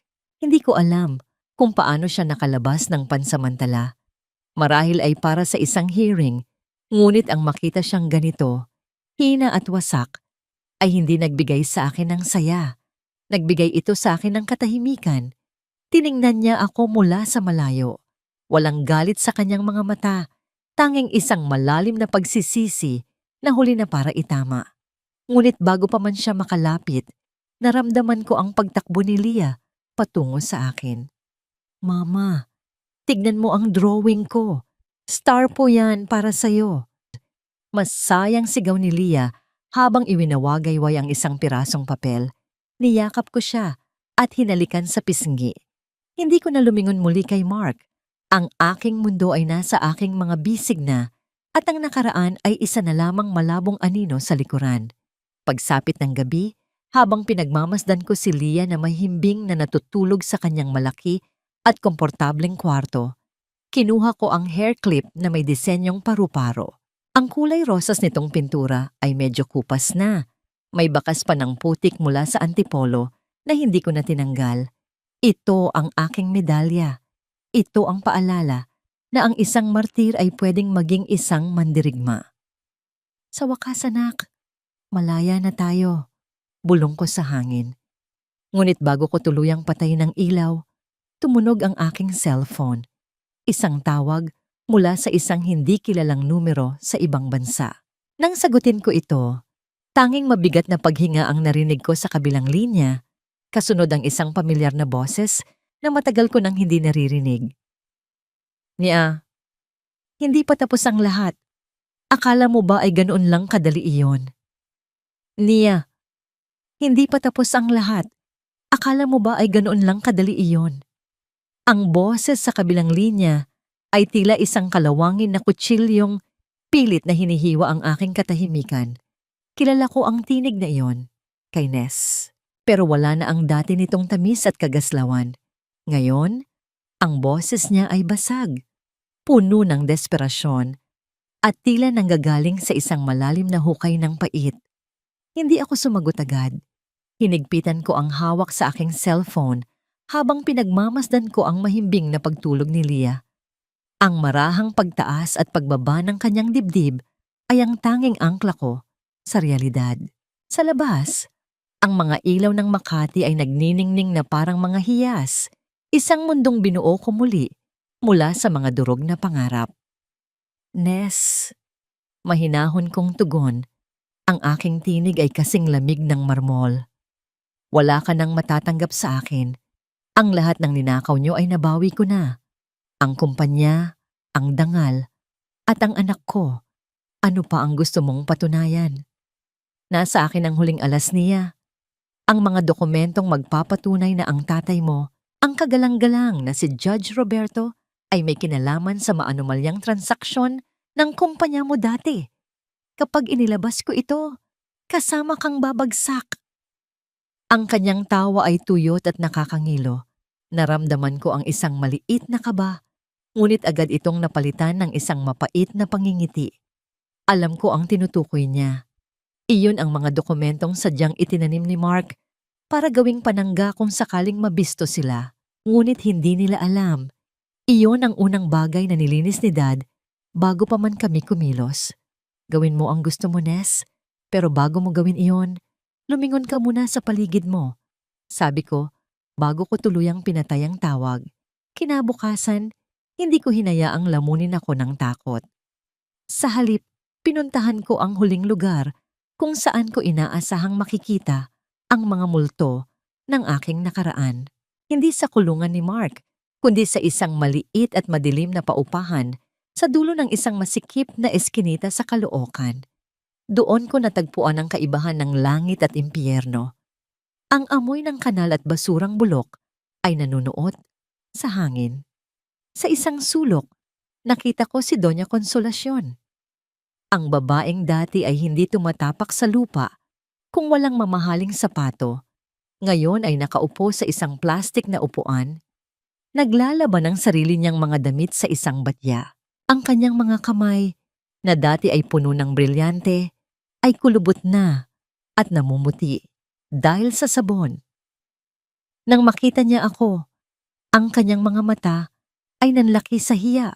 Ang hiya na 7 taon niyang ipinatikim sa akin ay tila isang dambuhalang alon na ngayon ay lumulunod sa kanya. Niya, bulong niya. Ang kanyang tinig ay wala ng bakas ng kapangyarihan. Naparito ka ba para pagtawanan ako? Hindi, ma. Sagot ko. Bagaman ang tawag na ma ay tila isang estrangherong salita na sa aking dila. Naparito ako para ibigay ito. Inabot ko sa kanya ang isang sobre. Naglalaman ito ng sapat na halaga para sa kanyang mga gamot at isang maayos na tirahan sa probinsya. Hindi ako tulad ninyo. Hindi ko kayang makakita ng matandang nagdurusa, gaano man kasama ang ginawa niya sa akin. Hindi siya nakapagsalita. Ang mga luha ay dahan-dahang pumatak sa kanyang kulubot na pisngi, mga luhang hindi galing sa galit, kundi sa pagsisisi at matinding kahihiyan. Pagkatapos noon, dinalaw ko si Mark sa loob ng Bartolina. Ang ingay ng mga bakal na rehas at ang singaw ng init sa loob ay tila isang pasilyo patungo sa katarungan. Nang lumitaw siya sa likod ng salamin, halos hindi ko siya nakilala. Ang kanyang balat ay maputla at ang kanyang mga mata ay wala ng ningning ng ambisyon. Inilapag ko ang mga huling papeles ng annulment sa harap niya. Pirmahan mo na ito, Mark. Tapusin na natin ang pagpapanggap na ito. Tiningnan niya ako. Ang kanyang mga labi ay nanginginig. Nia, patawarin mo ako. Akala ko, mas mahalaga ang pera. Akala ko, Ang kapangyarihan ang magpapasaya sa akin. Pero dito sa loob, tanging ang alaala ng nangiti ni Leah ang nagpapanatili sa akin na humihinga. Maari ko ba siyang makita? Tumingin ako sa kanya ng diretso. Walang puot, tanging isang malalim na kawalan ng emosyon. Sa tamang panahon, Mark, kapag sapat na ang edad niya para maintindihan kung bakit wala ang kanyang ama. Sa ngayon, hayaan mo muna kaming maghilom. Pinirmahan niya ang dokumento ng nanginginig ang mga kamay. Sa bawat kurba ng kanyang panulat, naramdaman ko ang huling tanikala na kumala sa aking pagkatao. Malaya na ako. Tunay na malaya. Paglabas ko ng kulungan, ang hangin ay tila mas masarap sipsipin. Pumunta ako sa isang parke kung saan naghihintay si Leah kasama si Dad. Habang pinagmamasdan ko ang aking anak na masayang hinahabol ang mga bula ng sabon sa hangin, naramdaman ko ang init ng sikat ng araw sa aking mukha. Lumapit sa akin si Dad at inakbayan ako. Tapos na ang lahat, Nia. Nakamit mo ang hustisya na hindi dinuraan ng iyong pagkatao. Salamat, Dad. Salamat. Dahil hindi niyo ako iniwan sa gitna ng bagyo. Bulong ko. Ang bagyo ang nagpatatag sa iyo, anak. Ngayon, oras na para sa pagbanaag ng araw, nakangiting sabi ni Dad. Hapon na nang makatanggap ako ng balita tungkol kay Ness. Nahuli siya ng mga pulis habang sinusubukang tumakas patungong ibang bansa gamit ang pekeng pasaporte. Ang mga dokumentong sinasabi niyang magpapabagsak sa amin ay napatunayang mga peke at lalong nagdiin sa kanya sa kasong perjury at blackmail. Ang huling hirit ng kasamaan ay naging sarili niyang bitag. Pagsapit ng gabi, dinala ko si Leah sa dalampasigan. Ang tunog ng mga alon ay tila isang banayad na kanta ng kalikasan, humahalik sa aming mga paa. Nakaupo kami sa buhangin, pinagmamasdan ng unti-unting paglubog ng araw na nag-iiwan ng kulay kahel at ube sa langit. Mama, tignan mo, ang ganda ng langit. Masayang sabi ni Leah habang itinuturo ang mga unang bituin na sumisipot. Oo, anak, tulad mo, nagniningning ang lahat kapag tapos na ang dilim.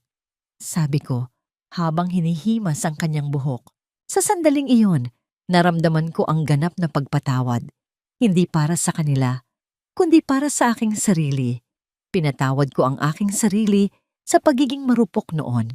Pinatawad ko ang aking sarili sa mga luhang inaksaya ko. Ang Nia na martir ay patay na, at ang Nia na mandirigma ay natuto ng magpahinga. Isang matamis na pagod ang bumalot sa akin. Ang bawat hapdi ng sinigang, ang bawat sampal ng nakaraan, ay naging mga pilat na ngayon ay nagsisilbing dekorasyon ng aking tagumpay. Habang ang gabi ay tuluyang lumalamon sa liwanag, alam ko sa aking puso na bukas, sa muling pagsikat ng araw, hindi na ako matatakot. Dahil ang babaeng dumaan sa apoy ay hinding-hindi na muling masusunog ng kahit anong init ng pagsubok. Nakatayo ako sa balkonahe ng aming ancestral house sa probinsya, ang bahay na minsan ay naging simbolo ng aking kawalan. Ngunit ngayon ay muling nagniningning bilang aking santuwaryo. Ang sikat ng araw sa madaling araw ay dahan-dahang gumuguhit sa malawak na dagat, nag-iiwan ng kulay ginto sa bawat alon na humahalik sa pampang. Ang simoy ng hangin ay hindi na amoy alikabok at kalawang. Ngayon, amoy na ito ng sariwang dagat at ang bango ng mga namumukadkad na amaryllis sa aking hardin. Isang taon na ang lumipas mula nang gumuho ang kastilyong buhangin ni Mark at Doña Consolacion. Isang taon na rin mula nang huli kong maramdaman ang hapdi ng mainit na sabaw sa aking balat. Ang mga pilat sa aking braso ay naroon pa rin, manipis at maputla. Tila mga guhit ng isang mapa na nagpapaalala sa akin kung gaano kalayo na ang aking narating. Hindi ko na itinatago ang mga ito. Para sa akin, ang mga ito ay mga huantyong ng aking pakikipaglaban. Mama, tignan niyo po, nakahuli ako ng maliit na alimango. Masayang sigaw ni Leah mula sa dalampasigan. Pinanood ko ang aking anak habang tumatakbo siya sa buhanginan. Ang kanyang tawa ay tila isang musika na nagpapawi sa lahat ng aking pagod. Kasama niya si Dad na masiglang naglalakad sa kanyang tabi. Ang dati ay seryoso at matikas na Tampan Roberto ay isa na ngayong mapaglaro at mapagmahal na lolo. Ang kanyang presensya ang naging haligi ng aking kalakasan, ang nagturo sa akin na ang katarungan ay hindi lamang nakukuha sa loob ng korte, kundi sa kapayapaan ng puso. Ang Amaryllis Creations ay hindi na lamang isang kumpanya. Ito ay naging isang komunidad para sa mga kababaihang tulad ko na dumaan sa matinding pagsubok. Sa bawat hiyas na aming hinuhubog, may kwento ng pag-asa. Hindi na ako ang babaeng nagbibilang ng barya para sa bukas. Ako na ang babaeng nagtatakda ng aking sariling kapalaran. Nabalitaan ko kamakailan na si Benjo ay unti-unti nang nagbabago. Nakapagtapos na siya ng kanyang rehabilitasyon sa tulong ni Dad at ngayon ay tapat na nagtatrabaho sa aming farm. Ang sugat sa aming pamilya ay hindi pa lubusang hilom, ngunit ang bawat araw ay isang hakbang patungo sa tunay na pag-uunawaan. Tungkol naman kay Mark, Doña Consolacion at Ness, ang kanilang mga pangalan ay tila mga anino na lamang sa aking alaala. Hindi ko na sila kinamumuhian. Ang galit ay isang mabigat na bagahe na matagal ko nang ibinaba sa pampang.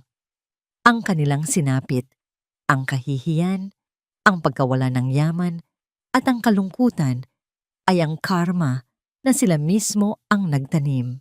Hindi ko kailangang maghiganti dahil ang tadhana na ang gumawa nito para sa akin sa pinakamasakit na paraan. Ang ipakita sa kanila ang aking tagumpay habang sila ay nalulunod sa sarili nilang pagkakamali. Kinuha ko ang hair clip na paru-paro mula sa aking bulsa at inilagay ito sa aking buhok. Ramdam ko ang tibay nito, ang katatagan ng materyales na dumaan sa putik at ulan ngunit nanatiling buo. Nia, anak, handa na ang almusal. Tawag ni Dad mula sa ibaba. Susunod na po, Dad. Sagot ko ng may ngiti. Tumingin ako sa huling pagkakataon sa abot tanaw. Ang araw ay ganap ng sumikat. Tinatapos ang paghahari ng kadiliman. 7 taon akong naging martir.